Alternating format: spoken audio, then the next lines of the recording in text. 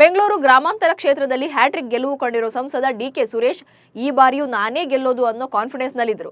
ಎದುರಾಳಿ ಯಾರೇ ಆದ್ರೂ ಗೆಲುವು ನಮಗೆ ಅನ್ನೋ ವಿಶ್ವಾಸದಲ್ಲಿದ್ರು. ಆದರೆ ಯಾವಾಗ ದೊಡ್ಡಗೌಡರ ಅಳಿಯ ಡಾಕ್ಟರ್ ಸಿಎನ್ ಮಂಜುನಾಥ್ ಕಣಕ್ಕೆ ಇಳಿದ್ರೋ ಇಡೀ ಕ್ಷೇತ್ರದ ಚಿತ್ರಣ ಬದಲಾಗಿದೆ. ಇಬ್ಬರ ಮಧ್ಯೆ ನೆಕ್ ಟು ನೆಕ್ ಫೈಟ್ ಏರ್ಪಟ್ಟಿದೆ. ಇದೇ ಈಗ ಡಿಕೆ ಬ್ರದರ್ಸ್ ಆತಂಕಕ್ಕೂ ಕಾರಣವಾಗಿದೆ.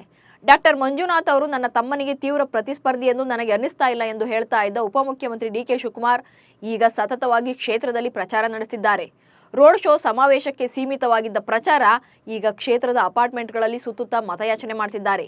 ಡಿಕೆಶಿ ಅವರ ಈ ಸುತ್ತಾಟಕ್ಕೆ ಕಾರಣ ಕೂಡ ಇದೆ. ಡಿಕೆ ಶಿವಕುಮಾರ್ ಅವರ ಕಳೆದೊಂದು ವಾರದ ಕಾರ್ಯಕ್ರಮದ ಪಟ್ಟಿಯನ್ನು ಅವಲೋಕನ ಮಾಡಿದರೆ ಬಹುತೇಕ ಎಲ್ಲಾ ದಿನ ಕೂಡ ಬೆಂಗಳೂರು ಗ್ರಾಮಾಂತರ ಲೋಕಸಭಾ ಕ್ಷೇತ್ರದ ವ್ಯಾಪ್ತಿಯ ಪ್ರದೇಶಗಳಲ್ಲಿ ಮತಯಾಚನೆ ಮಾಡಿದ್ದಾರೆ. ಕ್ಷೇತ್ರದ ಮುಖಂಡರನ್ನ ಕರೆಸಿ ಮಾತನಾಡ್ತಾ ಇದ್ದಾರೆ. ಸಮೀಕ್ಷೆಯನ್ನು ಕೂಡ ತರಿಸಿಕೊಂಡು ನೋಡ್ತಾ ಇದ್ದಾರೆ. ತುಂಬಾನೇ ಕಾನ್ಫಿಡೆನ್ಸ್ ಆಗಿದ್ದ ಡಿಕೆ ಶಿವಕುಮಾರ್ ಸಹೋದರನ ಗೆಲುವಿಗಾಗಿ ಇಷ್ಟು ಪರಿಶ್ರಮ ಪಡಬೇಕಾಗಿರೋದಕ್ಕೆ ಕಾರಣ ದಿನದಿಂದ ದಿನಕ್ಕೆ ಹೆಚ್ಚುತ್ತಿರುವ ಡಾಕ್ಟರ್ ಮಂಜುನಾಥ್ ಅವರ ಜನಪ್ರಿಯತೆ. ಹೃದಯವಂತ ಡಾಕ್ಟರ್ ಎಂದು ಬಿಜೆಪಿ ಜೆಡಿಎಸ್ ಆರಂಭಿಸಿದ್ದ ಧ್ವನಿ ಈಗ ಕ್ಷೇತ್ರದ ಜನರಿಗೂ ತಲುಪಿದೆ. ಗ್ರೌಂಡ್ ರಿಪೋರ್ಟ್ನಲ್ಲಿ ಬದಲಾಗ್ತಾ ಇರುವ ಸನ್ನಿವೇಶದ ಬಗ್ಗೆ ಕಾಂಗ್ರೆಸ್ಗೆ ಎಚ್ಚರಿಕೆಯನ್ನು ಕೂಡ ನೀಡಲಾಗಿದೆ. ಡಿಕೆಶಿ ಕೈ ಸೇರಿರುವ ಸಮೀಕ್ಷೆಯು ಇದನ್ನೇ ಹೇಳ್ತಾ ಇರೋದ್ರಿಂದ ಪ್ರಚಾರದ ವೇಗವನ್ನ ಕ್ಷೇತ್ರದಲ್ಲಿ ಡಿಕೆಶಿ ಹೆಚ್ಚಿಸಿದ್ದಾರೆ ಎನ್ನಲಾಗ್ತಿದೆ. ಬೇರೆಲ್ಲ ಕ್ಷೇತ್ರಗಳಲ್ಲೂ ಮೈತ್ರಿ ಇದ್ರೂ ಕೂಡ ಬಿಜೆಪಿ ಮತ್ತು ಜೆಡಿಎಸ್ ನಡುವಿನ ಹೊಂದಾಣಿಕೆ ಅಷ್ಟಕ್ಕಷ್ಟೇ ಇದೆ. ಆದರೆ ಡಾಕ್ಟರ್ ಮಂಜುನಾಥ್ ವಿಚಾರದಲ್ಲಿ ಮಾತ್ರ ಹೀಗಿಲ್ಲ. ಬಿಜೆಪಿ ಮತ್ತು ಜೆಡಿಎಸ್ ಕಾರ್ಯಕರ್ತರು ಒಂದಾಗಿ ಕೆಲಸ ಮಾಡ್ತಾ ಇರೋದು ಕೇಸರಿ ಪಡೆಗೆ ಪ್ಲಸ್ ಪಾಯಿಂಟ್ ಆಗಿದೆ. ಇನ್ನು ಹೃದಯವಂತ ವರ್ಸಸ್ ಲೂಟಿಕೋರ ಎಂದು ಜೆಡಿಎಸ್ ಪ್ರಚಾರ ಮಾಡ್ತಾ ಇರೋದು ಮತದಾರರ ಗಮನ ಸೆಳೀತಾ ಇದೆ. ಮತ್ತೊಂದೆಡೆ ಮಂಜುನಾಥ್ ಅವರು ಗೆದ್ರೆ ಕೇಂದ್ರದ ಮಂತ್ರಿ ಆಗುವುದು ಖಂಡಿತ ಎಂದು ದೇವೇಗೌಡರು ಹೇಳ್ತಿದ್ದಾರೆ. ಬೆಂಗಳೂರು ಗ್ರಾಮಾಂತರ ವ್ಯಾಪ್ತಿಯ 8 ಅಸೆಂಬ್ಲಿಯಲ್ಲಿ 6 ಜನ ಕಾಂಗ್ರೆಸ್ ಶಾಸಕರು ಇದ್ರೂ ಕೂಡ ಅತಿ ಹೆಚ್ಚು ಮತದಾರರನ್ನ ಹೊಂದಿರುವ ರಾಜರಾಜೇಶ್ವರಿ ನಗರ ಮತ್ತು ಬೆಂಗಳೂರು ದಕ್ಷಿಣ ಅಸೆಂಬ್ಲಿಯಲ್ಲಿ ಲೀಡ್ ಗಳಿಸುವುದು ಕಾಂಗ್ರೆಸ್ಗೆ ಸವಾಲಾಗಿದೆ. ಉಳಿದ 6 ಅಸೆಂಬ್ಲಿಯಲ್ಲಿ ಜೆಡಿಎಸ್ ನೆಲೆಯೂ ಕೂಡ ಉತ್ತಮ ಆಗಿರೋದ್ರಿಂದ ಡಿಕೆ ಸುರೇಶ್ ಅವರನ್ನ ಸೋಲಿಸಲೇಬೇಕು ಎಂದು ಗೌಡರ ಕುಟುಂಬ ಪಣ ತೊಟ್ಟಿದೆ.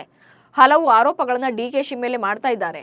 ಇನ್ನೊಂದು ಕಡೆ ತೀವ್ರವಾದ ರಾಜಕೀಯ ದಾಳಿಗೆ ಮುಂದಾಗದೆ ಡಾಕ್ಟರ್ ಮಂಜುನಾಥ್ ತಮ್ಮ ಸೌಮ್ಯತೆಯಿಂದಲೇ ಮತಯಾಚನೆ ಮಾಡ್ತಿದ್ದಾರೆ.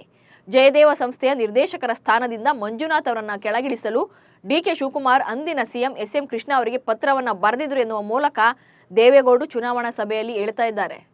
ಡಿಕೆ ಬ್ರದರ್ಸ್ ವಿರುದ್ಧ ಬುಸುಗುಡುವ ಬಿಜೆಪಿ ಮತ್ತು ಜೆಡಿಎಸ್ ಒಗ್ಗಟ್ಟಾಗಿ ತೊಡೆತಟ್ಟಿರೋದು ಕೈಗೆ ಹೊಡೆತ ಕೊಡುವ ಆತಂಕ ಮೂಡಿಸಿದೆ. ಇದೇ ಕಾರಣಕ್ಕೆ ಬೆಂಗಳೂರು ಗ್ರಾಮಾಂತರದಲ್ಲಿ ಸುರೇಶ್ರನ್ನ ಗೆಲ್ಲಿಸಲೇಬೇಕು ಎಂದು ಡಿಕೆಶಿ ಕಾಲಿಗೆ ಚಕ್ರ ಕಟ್ಟಿಕೊಂಡವರಂತೆ ಸುತ್ತಾಡ್ತಾ ಇದ್ದಾರೆ.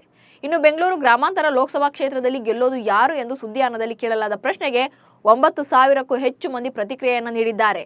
ಅದರಲ್ಲಿ 71% ಜನ ಡಾಕ್ಟರ್ ಸಿಎನ್ ಮಂಜುನಾಥ್ ಗೆಲ್ತಾರೆ ಎಂದು ವೋಟ್ ಮಾಡಿದರೆ ಇನ್ನು 29% ಜನ ಮಾತ್ರ ಡಿಕೆಶಿ ಗೆಲ್ತಾರೆ ಎನ್ನುತ್ತಿದ್ದಾರೆ.